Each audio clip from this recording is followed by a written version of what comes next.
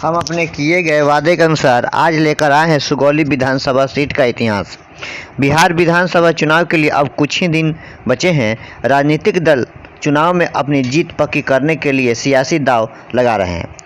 दूसरे चरण के लिए प्रत्याशियों ने अपनी सूची भी जारी कर दी है। बिहार की सुगौली विधानसभा सीट का फिलहाल मुकाबला आरजेडी और वीआईपी पार्टी के प्रत्याशी के बीच है।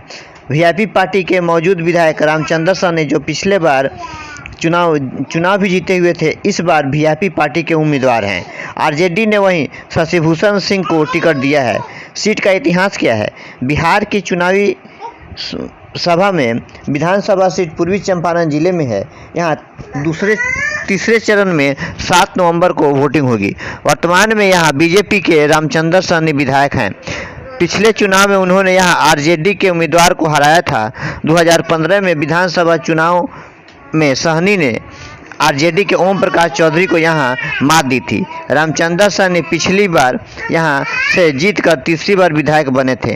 विजय गुप्ता 2000 विधानसभा चुनाव में निर्दलीय और फरवरी 2005 में राष्ट्रीय जनता दल के टिकट पर जीतकर यहाँ से विधायक बने थे।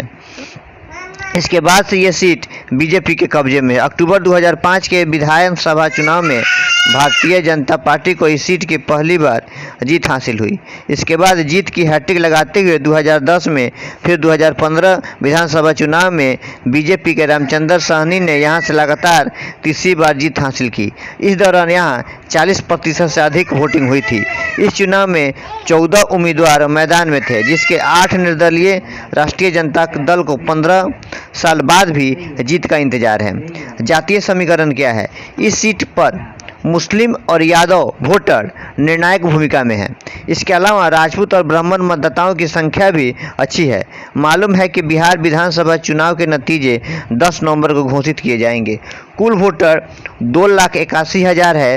पुरुष वोटर की संख्या 1,51,000 है, जो कुल वोट का 53.7% है। महिला वोटर की संख्या 1,30,000 है, जो कुल वोटर की संख्या 46.2% है। और ट्रांजेक्ट वोट 10% है, जिसमें 0.003% है। चुनाव में सभी पार्टियां अपने अपने जीत की दावा कर रही है, लेकिन आने वाला समय ही बताएगा कि जनता किसको अपना मत दे करके अपना विधायक दल का नेता चुनती है। ब्यूरो रिपोर्ट, मोतिहारी न्यूज 01 की तरफ से।